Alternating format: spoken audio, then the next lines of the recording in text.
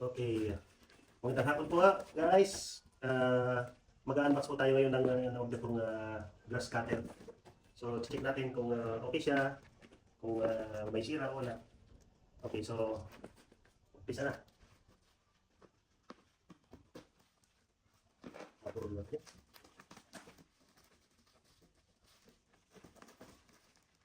Ganda naman yung pagka-packaging. Tapos, wala naman siyang sign ng tira sa package. So, sana okay. At saka, abangan niyo po yung video nito. Next video nito yung pag-testing.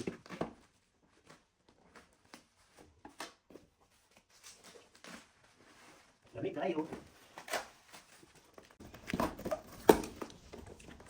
So guys, ito na siya sa picture. Oh. Ibig sabihin, ganito pala yung kulay niya, black. Uy! Black! Ay, kulay green pala. Wow! Lupit nito. Oh, ayun na siya guys. Oh, saka ito yung battery niya. Oh. Makita battery. So, ito yung handle niya. Tapos yung guard ng kanyang blade.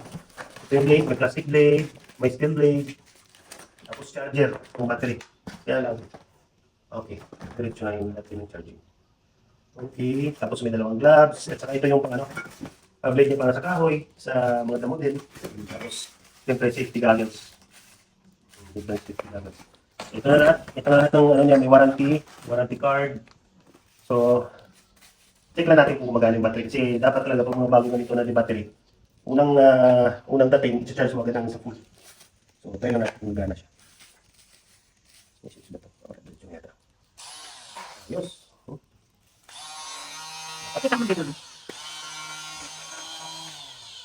Ayos naman siya. Tapos ito, adjustable to, pwede mo siyang kabarin. So, parang, yan. Depende sa height mo, yung gagamit. Okay naman. Total niya, maganda naman siya. Hindi siya nasira, sa biyahe, okay naman. Oh. Gina-adjust mo pala ito, gusto mong i-tilt yan. So, next natin na video nito, gagamitin na natin. Magtatabas na tayo ng mga damo. Okay, hanggang na muna yung video. Susunod naman natin video yung actual na pagtitesting. Thank you.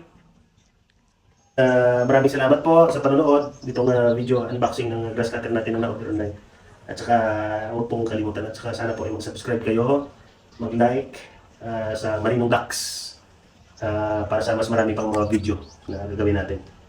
So maraming salamat po at saka magandang hapon po sa ating lahat.